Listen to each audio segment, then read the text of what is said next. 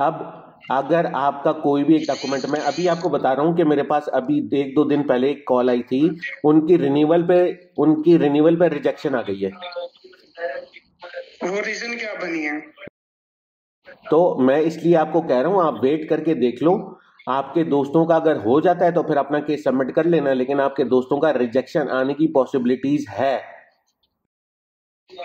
मेरी education FA incomplete है। अच्छा दोस्त, देखो, अगर आप किसी का भी फॉर्म उठा के देखो, थोड़ा बहुत अगर इंग्लिश आप पढ़ लेते हो, समझ लेते हो, उस फॉर्म के पीछे एंड में जो रिक्वायरमेंट लिखी होती है ना कि आपने क्या क्या चीजें सबमिट करनी है, ये जी एक्सप्लेन जी। करना according to the document compulsory है। अगर कोई बंदा वहां देखने वाला, डॉक्यूमेंट आपके वेरीफाई करने वाला, वो ओवरलुक कर देता है तो मसला और है। लेकिन ये चीजें हर बंदे को अपने डॉक्यूमेंट्स कंप्लीट करके सबमिट करनी चाहिए, क्योंकि रिक्वायरमेंट है ये। जी देव सर, कैसे हैं आप? ठीक है। अल्लाह का करम है, अल्हम्दुलिल्लाह। और सब ठीक ठाक है? जी अल्हम्दुलिल्लाह, आप खैरियत से हैं? जी मैं बिल्कुल ठीक ठाक हूँ, खैरियत से हूँ मैं। अच्छा सर, वो मैं आपको रिसेंटली मैसेज किया था, मेरे ख्याल से आप मसरूफ थे, तो वो मैंने पूछा था ना था कि TRC के हवाले से पहले भी आपको मैंने कॉल की थी, तो आपने बोला था कि पासपोर्ट जो है ना वो आपने कुछ इदारे में रजिस्टर करवाना है, तो वो मैंने कल जाना है, तो वो उधर जाके क्या उनको बोलना है। आपका नया पासपोर्ट बना था ना? हाँ जी, नया बना था मेरा पासपोर्ट। अच्छा अच्छा अच्छा, सही सही सही सही सही। तो तो वो मुझे आपने कहा था कि अब मैंने वो 6 महीने की मिली थी, तो आपने कहा था वो आपका पासपोर्ट नहीं रजिस्टर्ड है, इस वजह से जो है ना वो पाया था। तो आप बस अपने वहां रजिस्टर करवाने के लिए बस ले जाओ पुराने पासपोर्ट की कॉपी, नए पासपोर्ट की कॉपी, किनलिक की कॉपी। और हाँ जी, वो मैंने इसलिए पूछा था कि कल जो है ना वो मुहर्रम में अभी छुट्टी पे ही होना है हमने, तो वो कल इदारा ओपन ही होगा ना इनकी, तो मेरे ख्याल से नहीं है, हम तो आराम करते हैं ना। कल किस बात की? अच्छा, कल मुहर्रम है ना, 10 मुहर्रम। हाँ जी, 10 मुहर्रम है, हाँ जी। यार मुझे कंफर्म नहीं है कि कल छुट्टी होगी या नहीं होगी। वैसे इनके हिसाब से तो नहीं है, जैसे फैब्रिक से होगी इनकी इनकी नहीं है छुट्टी, तो वो भी ओपन ही होगा ना। बहरहाल मैं भी चेक कर लूंगा। और सर एक और मैंने पूछनी थी कि ये लेके जाना है उधर जाके उनको क्या कहना है कि ये मैंने अपना रजिस्टर करवाना है। हाँ हाँ, उनको बता देना उधर कि फैसिलिटी ये मेरा उधर नया उन्होंने पासपोर्ट है, बू बेनिन जेनी पासपोर्ट। जी जी। नहीं, वो मैं एक दोस्त को लेके जाऊंगा, उनको आती है, तुर्किश आती है, मतलब कि वो कर देंगे ना, उन्होंने ये लिखा हुआ है कि ये आपने करवाना है लाजम। हाँ, ये लिखा हुआ होता है वहां पर, उनके पास भी लिखा हुआ होता है, और जी वेबसाइट जी। वगैरह पे भी लिखा होता है। कोई भी अगर आपका नाम चेंज हो या नया पासपोर्ट आपका आए, तो ये रजिस्टर करवाना होता है आपको, क्योंकि अच्छा अच्छा। आपकी जो एंट्री है वो तो पुराने पासपोर्ट पे होगी ना यहाँ। हाँ हाँ जी, बिल्कुल ऐसे ही है। नए पासपोर्ट पे तो आपने ट्रेवल नहीं किया ना अभी तक। नहीं, अभी तक नहीं किया मैंने, वो मैं इसलिए रुका हुआ हूँ कि मैं अभी वो 10वें महीने में एक्सपायर हो रही है ना, मैंने बोला था कि उसको रिन्यू करवा लूँ, फिर उसके बाद जाऊंगा मैं। तो 10वें महीने में एक्सपायर हो रही है, तो आपका तो रिन्यू का टाइम आ गया, 8वां महीना शुरू हो गया है। हाँ जी, मैं 1 मंथ तक और मेरा दिल है कि 1 मंथ जब आ जाएगा ना फिर करवाऊंगा मैं। नहीं नहीं नहीं नहीं, अभी से करवा लो। रिन्यू हो रही है सर, मैंने पूछा था। यार रिन्यू तो, ऐसे केसेस भी सुनने में आ रहे हैं कि लोगों के रिन्यू भी हो रही हैं, ऐसी भी सुनने में आ रहे हैं कि लोगों के रिन्यू पे जो है वो उनको फॉर्म दे रहे हैं, और उस फॉर्म में पर्पस ऑफ विजिट का पूछ रहे हैं कि जी मतलब क्यों आप, पर्पस ऑफ स्टे का पूछ रहे हैं कि क्यों आप यहाँ रुकना चाहते हो। हाँ तो फिर आपको पर्पस अपना एक्सप्लेन करना पड़ेगा उसमें, अगर वो आपको फॉर्म देते हैं। अगर आपको फॉर्म नहीं देते फिर तो आराम से हो जाएगा, मसला नहीं है। लेकिन अपना अपना साथ में नफूस का पेपर लाजमी लेके जाना, अपना बिल विल कोई नाम पे हो वो लाजमी दे सबमिट करना, कोई रेंटल एग्रीमेंट है तो वो भी साथ में देना। नहीं, वो जस्ट नफूस है मेरे पास ना, नफूस हुआ है। तो नफूस हुआ हुआ है तो नफूस तो किसी प्रॉपर्टी के ऊपर हुआ होगा ना, रेंटल वेंटल बना हुआ होगा आपका। वो हाँ जी, वो मेरा दोस्त है, साथ रहता है, उनके उसने एग्रीमेंट करवाया था, और मैं उन्होंने उनके साथ गया था, मैं उन्होंने नफूस करवाया था। और रिसेंटली जब मैंने रिन्यू करवानी थी ना, 6 महीने की मिली थी, हाँ तो वो फिर उनके नफूस पे ही रिन्यू हुई थी, वो जो नफूस मैंने लगाया था।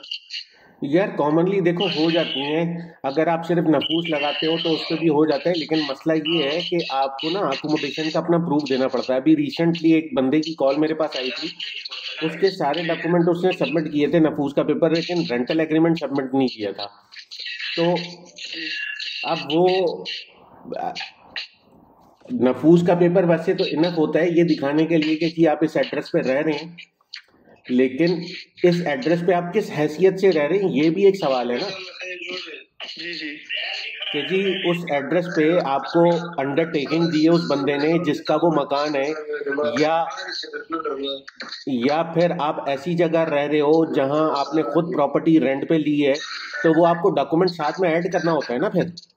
जी जी तो बस इन चीजों का ध्यान रखना कि कोई डॉक्यूमेंट तुम्हारा मिसिंग ना हो, वरना फिर तुम्हें आर्टिकल 32 जो है ना वो तुम्हें लग जाएगा और रिजेक्शन आ सकती है फिर।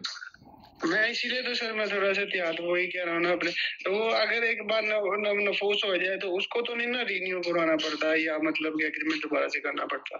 नहीं, एग्रीमेंट तो यार 11 महीने का 12 महीने का एग्रीमेंट होता है, वो महीना वो फिर एक्सपायर हो जाता है, फिर आपको नया एग्रीमेंट शो तो करना पड़ता है ना कि यार आप बेसिकली आपका नफूस है किसी जगह पे, ठीक है। जी जी जी वो नफूस किसी हैसियत की बुनियाद पे होता है ना कि जी आपकी या तो वो प्रॉपर्टी है, या फिर आप किसी के पास गेस्ट रहते हैं, या फिर आपने खुद रेंट पे ले रखी है। जी जी तो अब आपने किस हैसियत से वहां अपना नफूस करवा रखा है वो डॉक्यूमेंट तो आपको साथ लगाना पड़ेगा ना।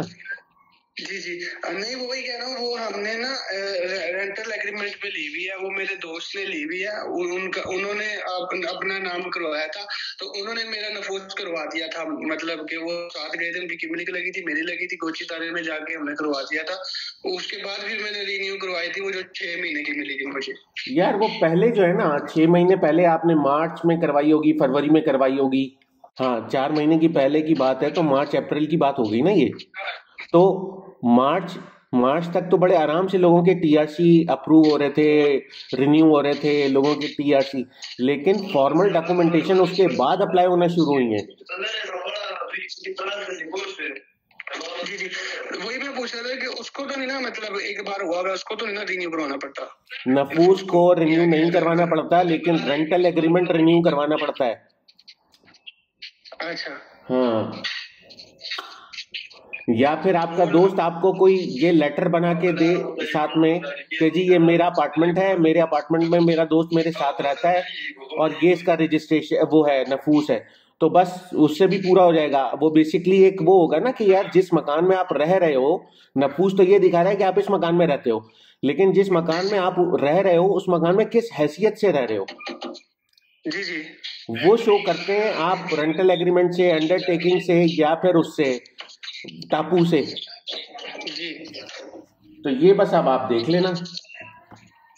ठीक हो गया, चले सर ठीक हो गया, ये बस थोड़ी सी वो परेशानी थी। बहरहाल अभी कोई नॉर्मल हालात हुए हैं रिन्यूअल वालों के लिए? यार नॉर्मल हालात तो पहले भी थे रिन्यू वालों के लिए भी और अप्लाई करने वालों के लिए भी। अगर आप आपके डॉक्यूमेंट्स बिल्कुल सीधे हैं, आपके डॉक्यूमेंट्स में कोई भी दो नंबरियां नहीं है, तो कोई मसला नहीं है। लेकिन अगर किसी किस्म की दो नंबरियां हैं, एक छोटा सा अपार्टमेंट है, उस अपार्टमेंट में 4-5 लोगों का अलग अलग नॉन ब्लड रिलेशन लोगों का नफूस रजिस्टर हुआ है, तो यार उनको भी नजर आ रहा होता है ना कि ये क्या हो रहा है यहाँ। जी जी तो आपको तो पता है, आप खुद यहाँ रहते हो कि यहाँ तो सारा सिस्टम है पीछे ना, आपकी सारी सारी प्रोफाइल आपकी बन रही होती है। अब ऐसे में अगर आप कोई गलत डॉक्यूमेंट लेके जाओगे तो आपका तो रिजेक्ट हो जाएगा, फिर आप परेशान होगे कि यार मेरी टीआरसी रिन्यूअल पे रिजेक्ट हो गई। जी नहीं वो हम हाथ से क्लियर है, जेन्युइन डॉक्यूमेंट्स हैं, पासपोर्ट की मिल्क वगैरह हर चीज, फिंगरप्रिंट में भी कोई क्रिमिनल रिकॉर्ड नहीं है। सिर्फ ये नफूस पे हम 2-3-4 होते हैं ना, हमने वो करवाए हुए हैं, ठीक है, वो बस है। बाकी तो नफूस भी जेन्युइन हुआ है, एग्रीमेंट भी जेन्युइन हुआ है। ये लॉ शुरू होने से पहले ना हमने करवा लिया था उधर जाके ना, ये वो लड़के के साथ जाके एग्रीमेंट करवा लिया था। तो उसके बाद लॉ चेंज हो गया था कि आप जो है ना वो मालिक को लेके जाएंगे नोटराइज सरप्राइज होगा, फिर उससे पहले ही 2 महीने पहले हमने करवा लिया था, तो उसी के बिना पे हमने 2-3 नफूस करवा लिए थे लड़कों के ना, जिसमें हम उसी घर में ही रहते हैं, मतलब कोई और नहीं है, जिधर नफूस हुआ उसी घर में रहते हैं। तो बस यार आप ना एक अपने दोस्त से जिसके नाम पे वो रेंटल एग्रीमेंट है, वो रेंटल एग्रीमेंट की कॉपी साथ पे आपको लगानी पड़ेगी। साथ में आपको अपने उस दोस्त का एक लेटर लगाना पड़ेगा, जिसमें लेटर वो नोटर में बनेगा लेटर, उसमें वो ये कहेगा कि ये मेरा दोस्त मेरे साथ रहता है और इसकी रिहाइश जो है वो मेरे साथ है। वो आप उसको बताओगे तो वो वहाँ पे वो लेटर बना देंगे। उनके पास कंप्लीट फॉर्मेट होता है नोटर में ना, अंडरटेकिंग का, कि ये मेरा दोस्त है, मेरे साथ रहता है, मेरी रिस्पॉन्सिबिलिटी है और ये अकोमोडेशन इसकी ना। तो बस ये एक लेटर वो आपको बना के दे दे प्रॉपरली, क्योंकि रेंटल एग्रीमेंट उसके नाम पे है। तो वो नोटर से बना हुआ रेंटल एग्रीमेंट था। नहीं, वो नोटर से नहीं, वो ला बाद में चेंज हुआ ना, वो पहले से 2 महीने पहले करवा लिया था। हाँ, क्योंकि तो उसने रिन्यू करवानी थी, तो वो 2 महीने पहले ही करवा लिया था। उसके बाद ला चेंज हुआ था कि मालिक मकान से आ जाएगा, फिर एग्रीमेंट होगा, वो हाँ पहले ही हो गया था।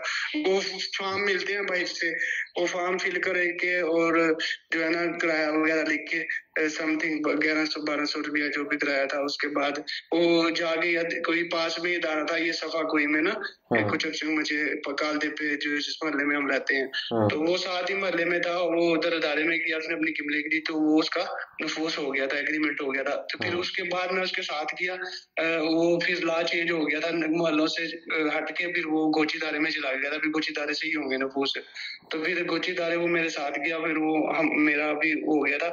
उसके मेरा भी रिन्यू का आ रहा था ना टाइम, तो फिर मैंने वही नफूस लगा के रिन्यू के लिए दी थी। अच्छा, तो बस दोस्त मेरा मशवरा आपको ये है कि आप अपने कागजात पूरे लेके जाओ। आप सर मैंने वही, इसीलिए तो मैं आपसे थोड़ी सी आपको कहीं वही कह रहा हूँ, मोटिवेशनल वीडियोस होती हैं, इसीलिए तो मैं आपसे थोड़ी सी वो कर रहा हूँ कि कोई मैं प्रॉपर इसकी जो है ना तैयारी कर रहा हूँ, ताकि कोई मेरी मिस्टेक ना हो। अभी अकाउंट्स का भी कह रहे हैं, अकाउंट्स इतना इम्पोर्टेंट भी नहीं है लेकिन इम्पोर्टेंट भी है, लेकिन वो मैंने काफी 1-2 लड़के जमा करवाने गए थे, उनसे कोई बैंक स्टेटमेंट नहीं मांगे, कोई नहीं। सिंपल जो है ना आपकी वीजे की कॉपी, फ्रंट पेज की कॉपी और 4 तस्वीरें और टीआरसी की कॉपी और टैक्स जो आपने फीस हैगी 1 ईयर की 1670 रुपए, और आपकी जो है इंश्योरेंस होगी। सिंपल वो डॉक्यूमेंट्स और नफूस लगा के जमा करवाए हैं, कोई इन्होंने सवाल नहीं किया। फ्री मेल जमा करवा के आई है रिसेंटली, तो उसके बाद क्या कहते हैं सिंपल जमा करवाए हैं और वो हो गई है नफूस सिंपल। तो मैं ये पूछ रहा था तो कि अप्रूवल आ गई उनकी? नहीं, अभी उनकी 1 अगस्त 8वां महीना 2022 की अपॉइंटमेंट थी, 2-3 दिन पहले जमा करवाई है उन्होंने, मतलब कि 1 तारीख को करवाई है। अच्छा अच्छा अच्छा। तो जी वैसे ना कॉमनली जिनके प्रोसेस हो रहे होते हैं ना आजकल, तो कॉमनली 3-4 दिन में अप्रूवल आ जाती है। अगर जी जी इस हफ्ते के अंदर ना, आप जो पीरियड से स्टार्ट हो रहा है, अब अगले हफ्ते अगर उनकी अप्रूवल ना आए तो फिर वो वेबसाइट पे या जाके पता करें कि जी क्या मसला है, क्यों अभी तक अप्रूवल क्यों नहीं आई।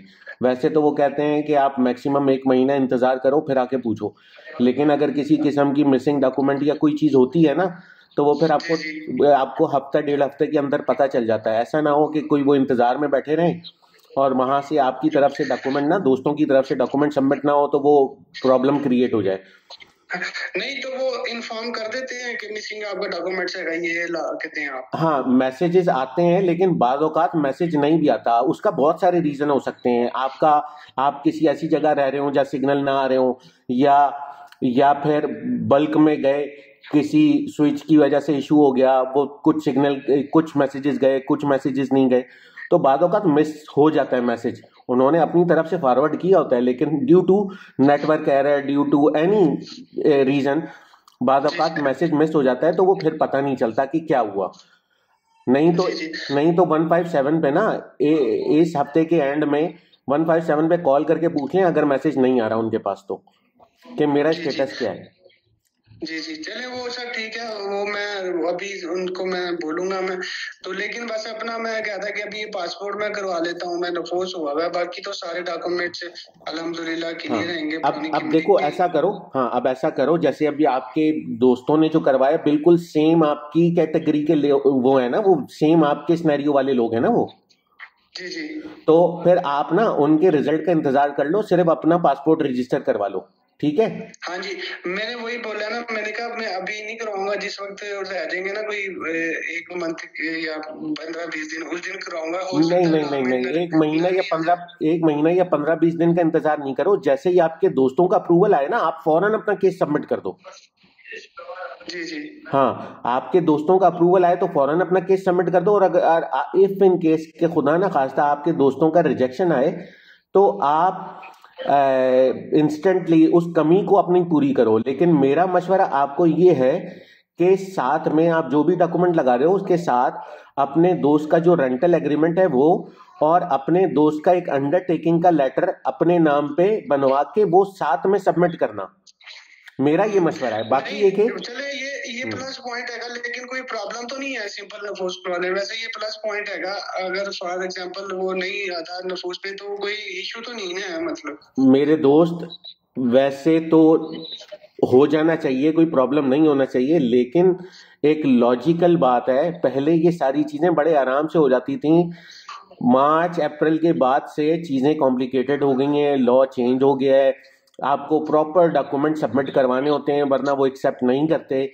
आपकी जो लास्ट रिन्यूअल थी वो 4-5 महीने पहले थी, इन सारे सिनेरियोज से पहले। अब अगर आपका कोई भी एक डॉक्यूमेंट, मैं अभी आपको बता रहा हूं कि मेरे पास अभी 1-2 दिन पहले एक कॉल आई थी, उनकी रिन्यूअल पे रिजेक्शन आ गई है। वो रीजन क्या बनी है? रीजन यही है, नफूस का पेपर उसने सबमिट किया था, लेकिन उसने उसके अलावा कोई वो सबमिट नहीं किया, रेंटल एग्रीमेंट और ये वो कुछ सबमिट नहीं किया। और उसका भी आर्टिकल 32 लगा है, मीन्स की अकोमोडेशन का प्रूफ नहीं है उसका। जी जी।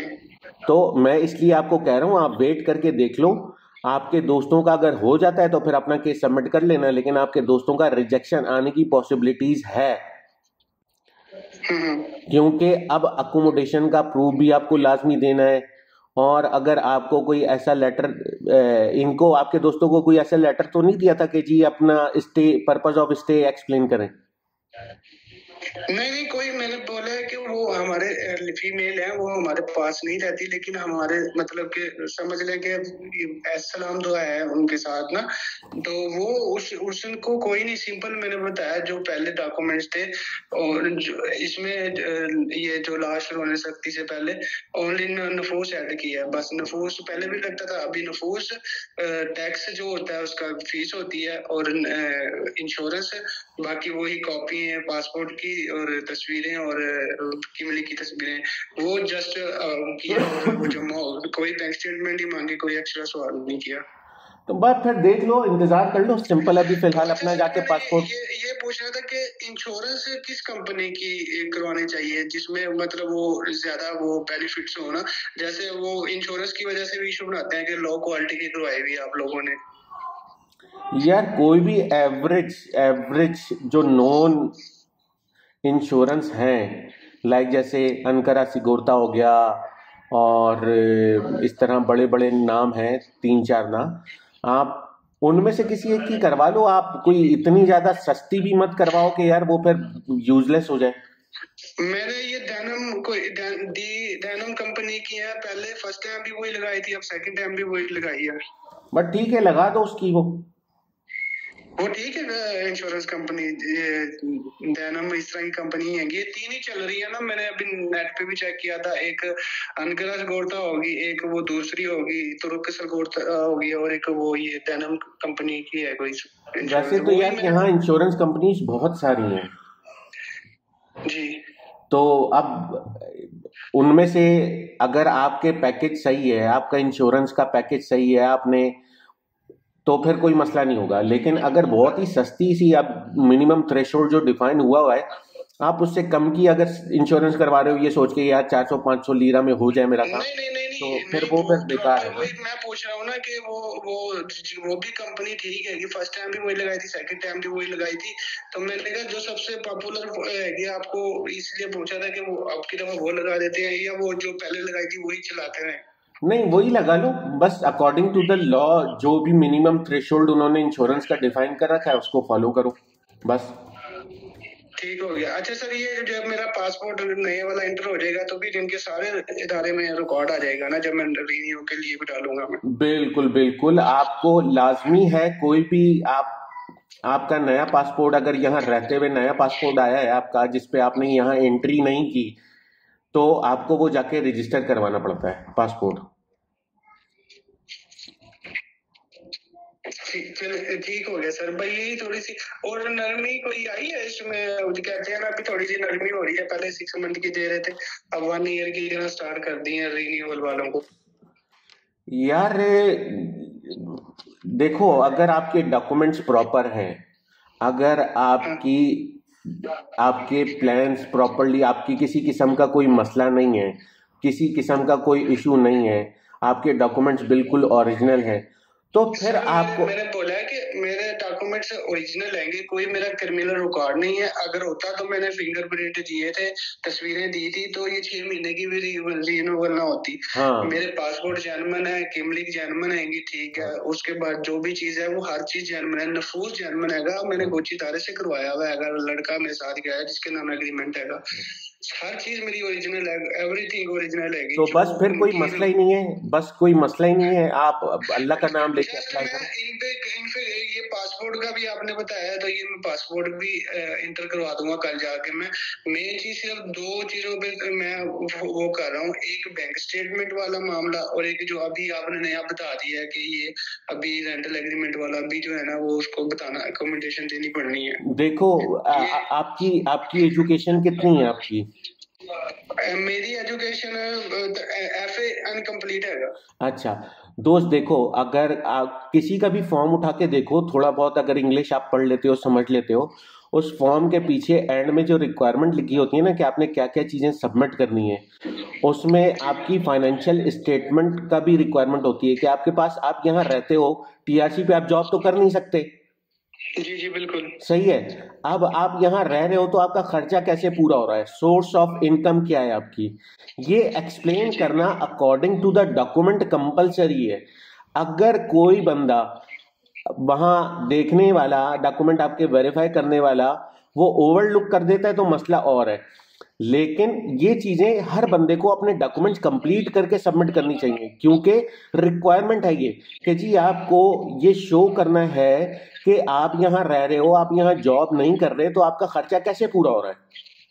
जी जी, तो ये लॉजिकल बात है। मेन अच्छा, तो बैंक स्टेटमेंट वाला भी मामला मैं क्लियर कर रहा हूँ मैं।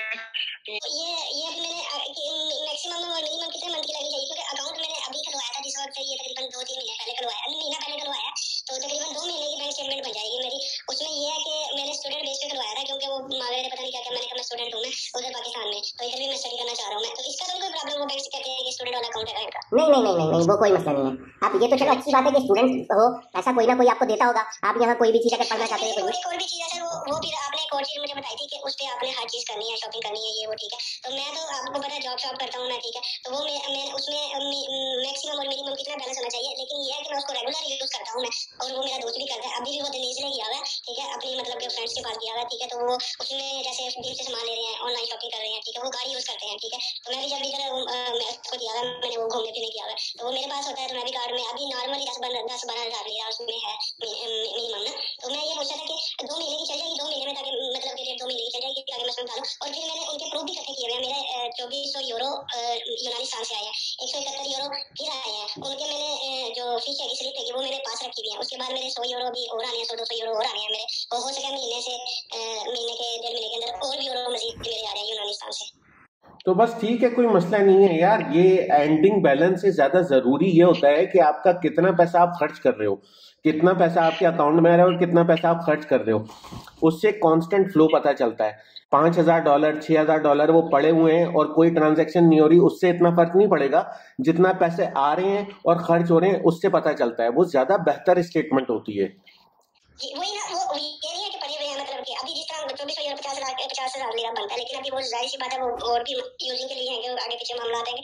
तो जब उसमें शॉपिंग भी हो रही है, घी वगैरह ले रहे हैं जैसे, और चीजें बीम से सामान ले रहे हैं, और घर के बिल आगे पीछे ट्रांसपोर्टेशन होगी, ठीक है, और आगे जैसे होटलिंग में खाना शाना भी मेरा दोस्त गया हुआ है, 2-3 दिन का टूर है, फ्रेंड्स के पास गया है, तो वो ट्रैवलिंग कर रहा है टिकट वगैरह, तो ये वो यूज कर रहे हैं नॉर्मली जो है ना, जो रोज के मरा के मामला हैं, तो वो उसके अलावा मैं कह रहा हूँ कि एंड में कितना बैलेंस होना चाहिए, अभी भी डाल रहे हैं बैलेंस। मैं बैंक में जाता हूँ 2 साल का जमा करवा दिया, 3 साल वो अकाउंट कार्ड के जरिए भी मैं करवा देता हूँ, मैं कार्ड के जरिए ATM के जरिए करवा देता हूँ मैं, और फिर ट्रांसफर भी कर रहा हूँ। मतलब कि एक दोस्त है मेरा इधर क्या कहते हैं विशेष लेवल में, तो उसको भी मैं मतलब कि पैसे पाकिस्तान वो मेरे भेजता है, तो मैं इधर से अपने अकाउंट से 3-4 हज़ार लिया भेज दिया, कभी ऐसे भेज दिया मैंने। चलो बहरहाल वो सही है, वो सारी चीज़ें आपकी शॉपिंग हो रही है, ट्रांजैक्शन हो रही है, ट्रांसफ़र हो रहा है, ठीक है, सही है। उसको आप चाहो तो आप बैंक स्टेटमेंट भी लगा सकते हो साथ में कि यार ये मेरी बैंक स्टेटमेंट है, इसमें कॉन्स्टेंटली फ्लो ऑफ मनी है, तो वो भी एक प्लस रहेगा। और बाकी ये कि जो मैंने आपको बताया उसको देख लेना आपके यार, आपके डॉक्यूमेंट अभी अपने दोस्तों का वेट कर लो, बाकी अल्लाह ताला आपके लिए आसानी फरमाए। हाँ जी, बाकी तो कोई टेंशन नहीं है, डॉक्यूमेंट्स हर चीज अल्हम्दुलिल्लाह जर्मन है सारा कुछ। बस ये 2 चीजों से ये कार्ड वो पासपोर्ट वाला भी मसला कल हो जाएगा। ये कुम काफी जाना है तो वो जाके इसको भी नए पासपोर्ट को रजिस्टर करवा देना है। अब बस ये 2 मामलों पे थोड़ी सी है, बाकी तो डॉक्यूमेंट्स हर चीज एवरीथिंग कंप्लीट रहेंगे और जर्मन रहेंगे, कोई प्रॉब्लम नहीं है। सिर्फ ये अभी आपने जो नया बताया ना कि एक एग्रीमेंट वो आपका दोस्त लगा दे, और फिर ये बैंक स्टेटमेंट वाला, ये दोनों चीजों पे थोड़ा सा ये भी इंशाल्लाह इसकी कमी को भी पूरा करने की कोशिश करते हैं इंशाल्लाह। चलो ठीक है भाई, फिर सर अल्लाह पाक आपसे खुश हो राजी हो, और अपना ढेर सारा ख्याल रखिएगा। अल्लाह पाक आपको इसका जाए। दोस्त ये आपकी कॉल रिकॉर्ड है और इसमें जो क्वेश्चन है ना ये कॉमन क्वेश्चन है, इससे दूसरों का भला होगा, ठीक है? जी सर बिल्कुल ठीक हो गया। ओके भाई, थैंक यू यार, अल्लाह हाफिज। ओके अल्लाह हाफिज।